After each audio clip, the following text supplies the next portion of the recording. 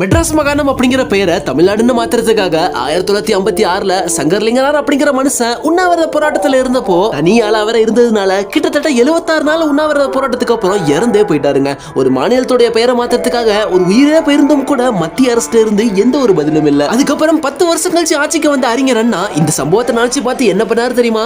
முதல்ல இந்தியன் பார்லிமெண்ட்டுக்குள்ள போனப்போ உட்கார்ந்து இருந்த அறிஞர் அண்ணா டக்குன்னு எழுந்திருச்சு மெட்ராஸ் மாகாணம் அப்படிங்கிற பெயரை எங்க மக்களுடைய ஆசைக்கு இணங்க தமிழ்நாடுன்னு மாற்றி தருமாறு கேட்டுக்கொள்கிறேன் அப்படின்னு சொல்றாரு. இதை கேட்ட ஒரு பாராளுமன்ற உறுப்பினர், இப்போ தமிழ்நாடு பெயரை மாத்தி நீங்க என்னத்தை சாதிக்க போறீங்க அப்படின்னு மூஞ்சில் அடிச்ச மாதிரி கேட்க அந்த சபையே சிரிக்க ஆரம்பிச்சிருக்கு. அறிஞர் அண்ணாவுடைய பேச்சு திறமை எப்படி இருக்கும் அப்படின்னு பாவம் அவங்களுக்கு தெரியல போல சிரிச்சுக்கிட்டே எழுந்திருச்சு அறிஞர் அண்ணா, தமிழ்நாடுங்கிற பெயரை மாத்தி நாங்க ஒன்னும் சாதிக்க போறது இல்லதான், ஆனா பார்லிமெண்ட் அப்படிங்கிற பெயரை லோக்சபா அப்படின்னு மாத்திருக்கீங்களே, இது மூலமா நீங்க என்னத்தை சாதிச்சீங்க அப்படின்னு கேட்டு அடுத்த செகண்டே மொத்த சபையை வாயடிக்க வச்சுட்டாரு அறிஞர் அண்ணா.